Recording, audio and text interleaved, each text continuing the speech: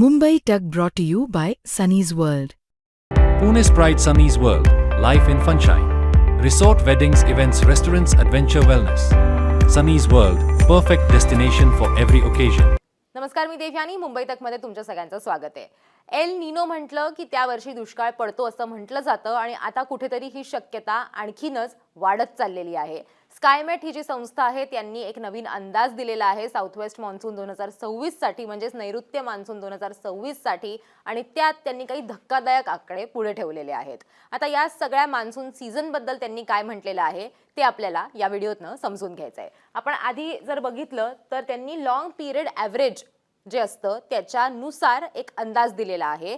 आता long period average म्हणजे काय, तर अनेक वर्षांमध्ये जितका पाऊस होतो त्या वर्षांचा अंदाज घेऊन एक आकडा काढला जातो की सरासरी इतका पाऊस होणं अपेक्षित आहे आणि मग त्याप्रमाणे सगळे अंदाज जे असतात ते लावले जातात.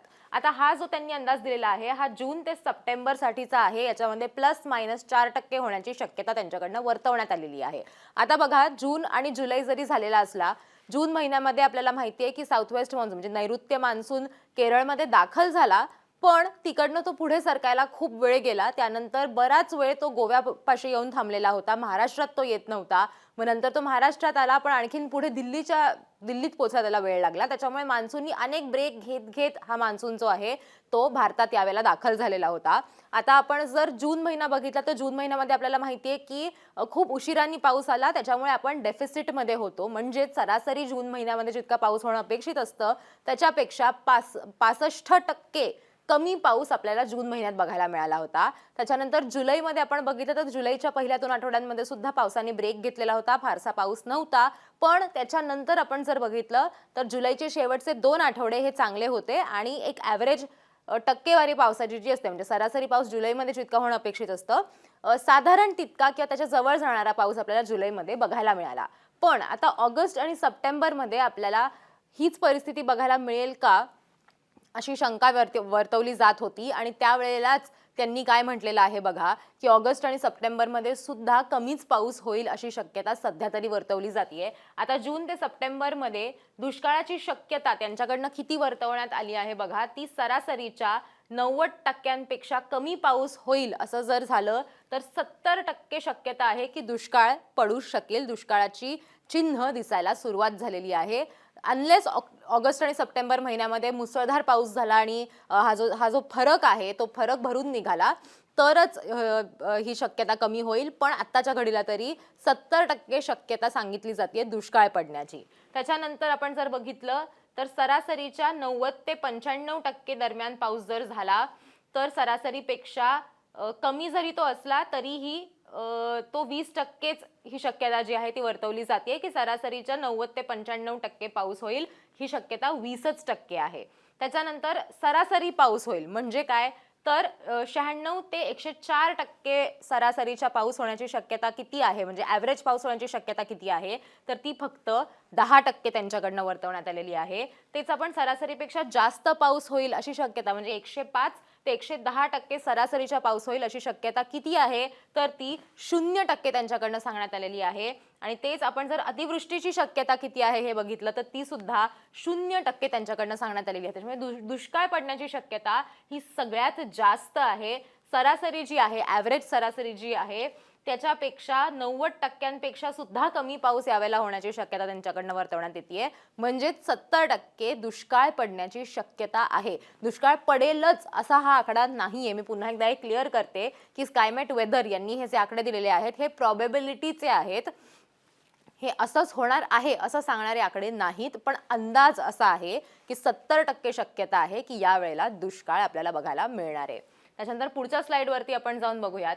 आता बघा, त्यांनी काय म्हटलेलं आहे की 2026 नैऋत्य मान्सूनचा जो सुधारित अंदाज त्यांनी दिलेला आहे त्यांचं असं म्हणणं आहे की 85% ऑफ LPA पाऊस आपल्याला साधारण बघायला मिळेल यावर्षी. म्हणजेच सरासरीपेक्षा 85%च, सरासरीच्या 85%च पाऊस होईल अशी त्यांची शक्यता आहे. 70% जसं मी म्हणाले की दुष्काळ पडण्याची शक्यता त्यांनी वर्तवलेली आहे. आता हे बघा, आता त्यांनी काय सांगितलं बघा की जून 1 ते जुलै 31, 2026 मध्ये किती नक्की पाऊस झालेला होता या कालावधीमध्ये, तर तो देशभरातला पाऊस 13% सरासरीपेक्षा कमी होता जून ते जुलैमध्ये. खरं तर ज्या महिन्यांमध्ये खूप जास्त पाऊस दरवेळेला होत असतो. त्याच्यानंतर ऑगस्ट 2026 84% पाऊस होण्याची शक्यता आहे. सप्टेंबरमध्ये 80% पाऊस होण्याची शक्यता आहे. LPAच्या 80% म्हणजे हा कमी पाऊस आहे, जास्त नाही किंवा सरासरी नाहीये. सरासरीच्या 80%च पाऊस पडेल असं त्यांनी म्हटलेलं आहे सप्टेंबरमध्ये. एल निनो परिस्थिती, जसं मी सुरुवातीला म्हणाले की एल निनोची परिस्थिती आहे. त्याच्यानंतर एक पॉझिटिव्ह आयोडी जो आहे तो तयार होण्याची शक्यता सुद्धा आता वर्तवली जाते. हवामान खातं असं म्हणतंय की तो एका न्यूट्रल स्टेजला आहे किंवा तो तितका ऍक्टिव्ह नाहीये किंवा त्याची तितकी तीव्रता नाहीये फॉर्म होण्याची, आता तितकी चिन्ह दिसत नाहीयेत, पण होऊ शकेल असं म्हटलं जात आहे. पण तो कधी तर सप्टेंबर महिन्यामध्ये, आणि त्याचा अर्थातच या दोनही गोष्टींचा आपल्याला मान्सूनवर परिणाम होताना बघायला मिळतोच आहे. जे सगळे म्हणत होते की काय झालं अचानक महाराष्ट्रात पाऊस बघायला मिळतोय, एल निनो कुठे गेला, तर एल निनो आहे. त्याचा परिणाम आपल्याला सप्टेंबरमध्ये बघायला मिळणार आहे, ज्या वेळेला आपल्याला हे लक्षात येईल की जून ते सप्टेंबर या 4 महिन्यांमध्ये पाऊसच झाला नाही. त्याच्यामुळे एकंदरीत आपण जर बघितलं तर हे 4 महिने किंवा हा मान्सून हा अतिशय अवघड मान्सून आहे किंवा दुष्काळ पडण्याची सर्वात जास्त शक्यता घेऊन आलेला हा यावेळेसचा मान्सून आहे. आता ऑगस्ट महिन्यात त्यांनी काय म्हटलंय बघा. ऑगस्ट महिन्यात त्यांनी म्हटलेलं आहे की LPA जो आहे, ऑगस्ट महिन्यामध्ये साधारण किती पाऊस होतो, तर ऑगस्ट महिन्याची सरासरी ही कुठेतरी 250 mm पर्यंत असते. पण या वेळेला 84%च, म्हणजे या 250च्या 84%च पाऊस फक्त होण्याची शक्यता त्यांच्याकडनं वर्तवण्यात आलेली आहे. 70% शक्यता आहे की पाऊस होणार नाही आणि 84%च पाऊस होईल. 20% अशी शक्यता आहे की सरासरीपेक्षा कमी पाऊस होण्याची शक्यता आहे आणि 10%च शक्यता आहे की सरासरी इतका पाऊस होईल. म्हणजे या 254च्या साधारण जवळ जाणारा आकडा जर गाठला, अगदी 254 नाही पण आपण म्हणूयात की 200 पर्यंत जरी, 200 mm पर्यंत जरी पाऊस झाला तरी तो सरासरीच्या कमी जरी असला तरी तो बरा पाऊस असेल असं खरं तर एका अर्थी म्हणायला हवं.